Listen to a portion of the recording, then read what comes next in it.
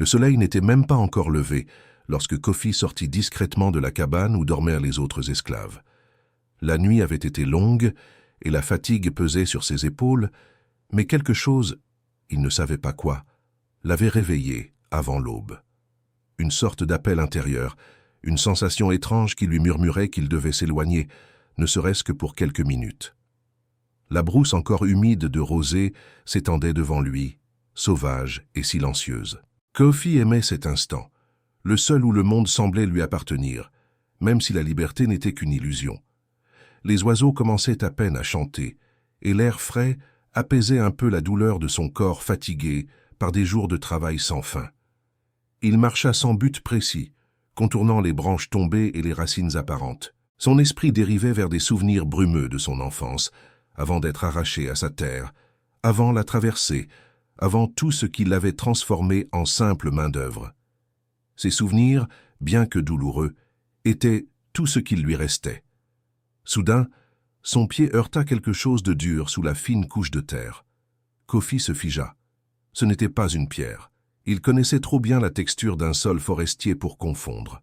Il se pencha, passa la main sur le sol et sentit une surface plate, lisse, presque polie. Son cœur accéléra sans qu'il comprenne pourquoi.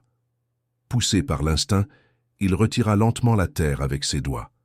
Le sol était meuble, comme si quelqu'un avait enterré quelque chose récemment. Une forme rectangulaire apparut, puis des bords en bois. Kofi inspira profondément.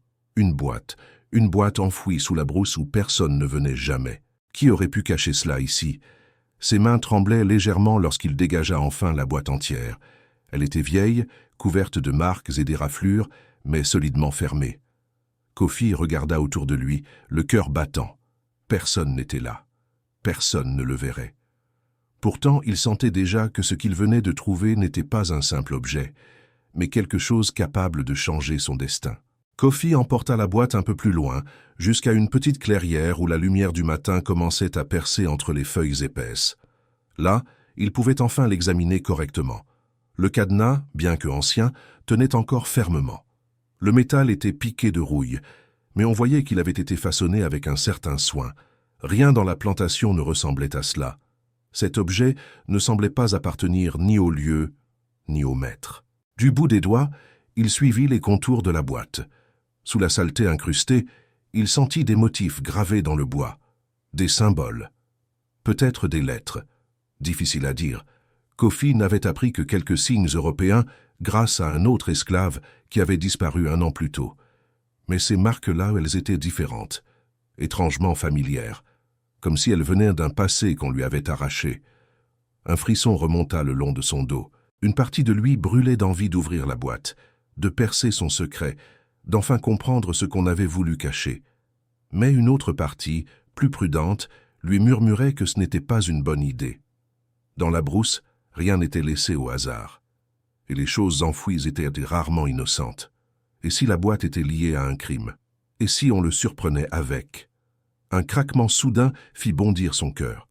Kofi se retourna brusquement, prêt à courir. Mais ce n'était qu'un singe traversant les branches au-dessus de lui. Le coup de peur resta pourtant. Il réalisa à quel point la situation était dangereuse. S'il était vu ici, seul, avec un objet caché, la punition serait immédiate et impitoyable. Il déposa la boîte, inspira profondément et tenta de réfléchir. L'ouvrir ici était trop risqué. L'emmener aux huttes l'était encore plus. La laisser simplement au sol, impossible. Son regard balaya alors la clairière, jusqu'à s'arrêter sur une grosse pierre creuse, à moitié dissimulée par les lianes. Un abri naturel. Pas idéal, mais suffisant pour quelques heures. Il s'y accroupit et glissa doucement la boîte à l'intérieur de la cavité. Pendant un long moment, il resta immobile, partagé entre soulagement et inquiétude. Il avait l'impression de laisser derrière lui quelque chose de vivant, quelque chose qui le surveillait déjà. Avant de partir, il posa la main sur la pierre comme pour faire une promesse silencieuse. « Je reviendrai. » Il ne savait pas encore que, dès cet instant, son destin avait commencé à basculer. Tout au long de la journée, Kofi tenta de chasser la boîte de son esprit, mais elle revenait sans cesse hanter ses pensées. Chaque coup de fouet au loin, chaque ordre crié par les surveillants, chaque bruit de pas le faisait tressaillir. Et toujours, derrière ces instants de peur, Il sentait cette certitude naissante. Ce qu'il avait trouvé avait une importance qu'il ne comprenait pas encore. Il devait tenir bon jusqu'au soir. Quand le soleil commença enfin à descendre, les ombres s'allongèrent, et les surveillants se firent un peu moins vigilants. Le travail ralentissait. Kofi sentait ses muscles brûler, mais son esprit était entièrement tourné vers la clairière. Il imaginait la boîte là-bas, seule, cachée dans la pierre. Avait-on marché par hasard tout près d'elle? Un animal l'avait-il trouvée? Et si quelqu'un l'avait déjà prise? La nuit tomba. Lentement, les esclaves furent renvoyés à leur hutte, épuisés. Kofi, comme tous les autres, feignit la lassitude absolue. Mais à l'intérieur, une autre énergie le contrôlait, une impatience fébrile, presque dangereuse. Il devait être prudent. Un seul faux pas pouvait signifier la mort. Pourtant, il savait qu'il n'arriverait pas à dormir sans revoir la boîte. Quand tout fut calme, il se glissa silencieusement hors de la hutte. Les autres dormaient profondément, certains gémissant de fatigue, d'autres murmuraient des prières presque inaudibles. La lune éclairait faiblement le camp, dessinant des silhouettes fantomatiques sur le sol. Kofi avança prudemment entre les cabanes, évitant les endroits où les surveillants patrouillaient parfois. Sortir de la zone de la plantation était déjà un crime suffisant pour être battu à mort. Mais Kofi connaissait un passage discret, presque invisible, entre deux troncs tombés. Il s'y faufila comme une ombre. Une fois de l'autre côté, la brousse l'enveloppa immédiatement. Les bruits nocturnes, insectes, feuilles froissées, cris lointains, l'accueillirent comme une présence familière. C'était dangereux, mais paradoxalement, il se sentait plus libre ici qu'entre les murs du camp. Il marcha rapidement, guidé par la mémoire de la clairière. Chaque pas, chaque souffle semblait résonner dans l'immensité noire. Son cœur battait fort, non seulement à cause de la peur, mais aussi d'un étrange pressentiment. Il n'était plus seul. Quelque chose, ou quelqu'un, paraissait l'observer dans l'obscurité. Mais malgré l'angoisse, il continua d'avancer. La boîte l'attendait, et avec elle, une vérité qu'il ne pouvait plus ignorer. Lorsqu'il atteignit enfin la clairière, Kofi sentit son souffle se bloquer. La pierre creuse était toujours là, immobile sous la lumière pâle de la lune. Il se précipita à genoux, passa les mains sur les lianes, cherchant la boîte du bout des doigts. Un instant de panique le traversa. Et si elle avait disparu? Mais son cœur se calma immédiatement. Elle était là, exactement là où il l'avait laissée, froide et silencieuse. Il la sortit de sa cachette et la posa devant lui. Cette fois, il n'y avait plus de retour possible. Ses mains tremblaient, autant de crainte que d'excitation. Le cadenas était ancien mais solide. Kofi regarda autour de lui, ramassa une petite pierre à l'angle pointu et frappa délicatement le métal. Un coup, deux coups. Au troisième, le mécanisme céda dans un claquement sec qui résonna étrangement dans la nuit. Il resta immobile quelques secondes, comme si ce bruit avait déchiré quelque chose de sacré. Le silence retomba, mais un silence différent, dense, presque pesant. Kofi souleva lentement le couvercle. Une odeur de vieux bois et de terre humide s'en échappa.